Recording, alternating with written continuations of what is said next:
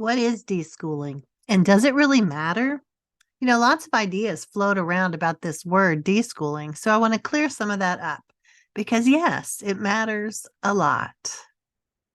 Deschooling is that phase that comes between the school phase, something we're all familiar with, and unschooling as a style of learning and living with our kids. The school approach applies to whether you're bringing your kids home from school this year or you're homeschooling in a more traditional way, or even if you've been doing this for a while. But school is everywhere in our society and it trickles into our thoughts, sometimes without us even realizing it.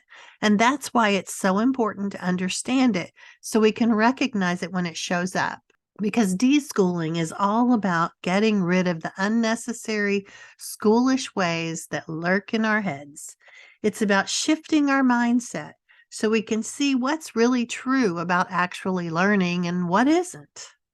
And it's about the time it takes to see learning from the learner's perspective instead of the way we've all been taught from the teacher's perspective. The term deschooling comes from the activist Ivan Illich from the 70s.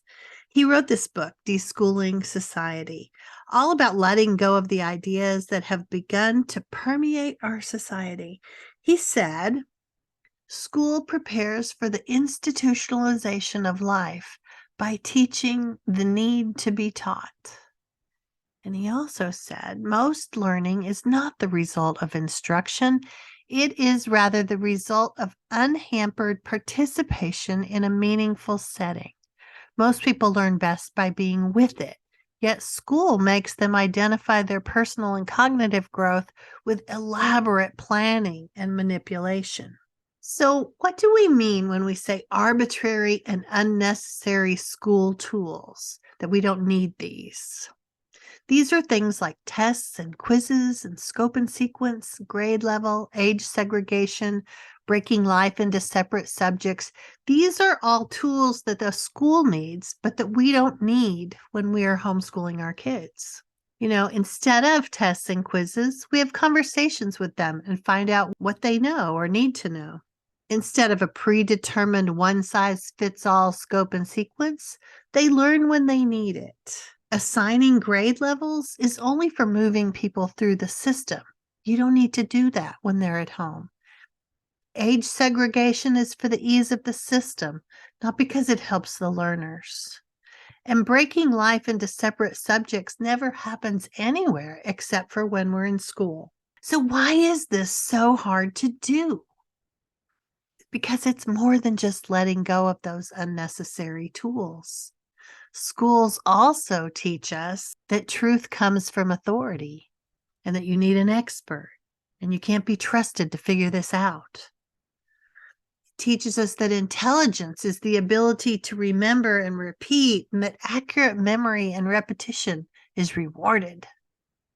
We don't need to remember all that data when it's right there at our fingertips. School also teaches us that everyone must know the same set of facts, one size fits all. And it's better to not try than make a mistake because we know the humiliation that can come if we do that. Non-compliance is punished, conformity is rewarded. These are all things that school also teaches us. These are all things that happen while we're spending at least 12 years in school. Seth Godin wrote, "The essential thing measured by school is whether or not you are good at school. Being good at school is a little like being good at Frisbee. It's nice, but it's not relevant unless your career involves homework assignments, looking through textbooks for answers already known to your supervisors, complying with instructions, and then in high-pressured settings, regurgitating those facts with limited processing on your part." Because I share a lot of memes on various social media platforms, I have a few that I think will help you understand a little bit more about deschooling and why deschooling is important. This first one is, "I expect you all to be independent, innovative, critical thinkers who will do exactly as I say." Next, if we taught babies to talk as most skills are taught in school, They would memorize lists of sounds in a predetermined order and then practice them alone in a closet. And the third one comes from Sir Ken Robinson, and he says education is the system that's supposed to develop our natural abilities and enable us to make our way in the world. Instead, it is stifling the individual talents and abilities of too many students and killing their motivation to learn. So, when we think about this path between the school approach and unschooling, yes, it is going to take a little while. In fact, it's not really a linear process that you're going to finish and then not return to, because you're going to go back and forth. Different things are going to trigger your brain and make you revert back to what's familiar, the school way. So you'll go back and forth from time to time as you're moving along this journey. Different things will happen in your life and in your kids' lives that might trigger you thinking about something that was familiar with your school approach to learning. And it will indicate to you that you need to return to deschooling a little bit.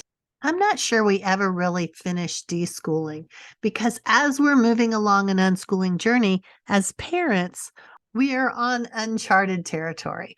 We've never parented a kid this particular age.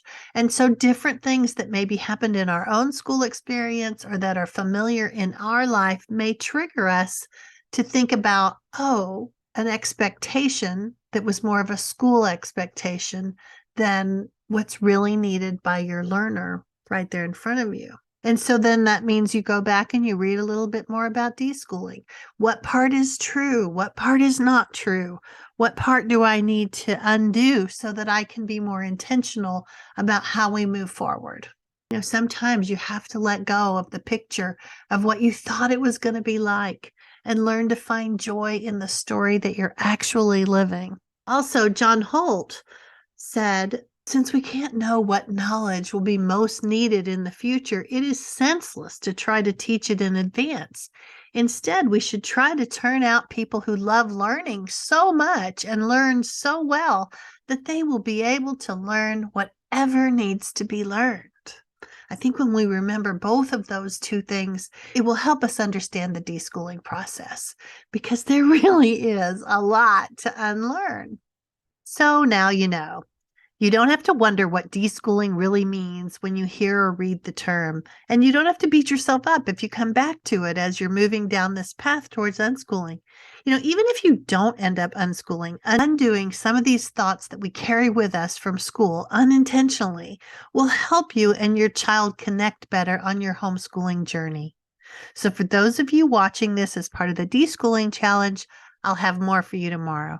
For those who'd like more resources to help you deschool, I'll add them below in the show notes.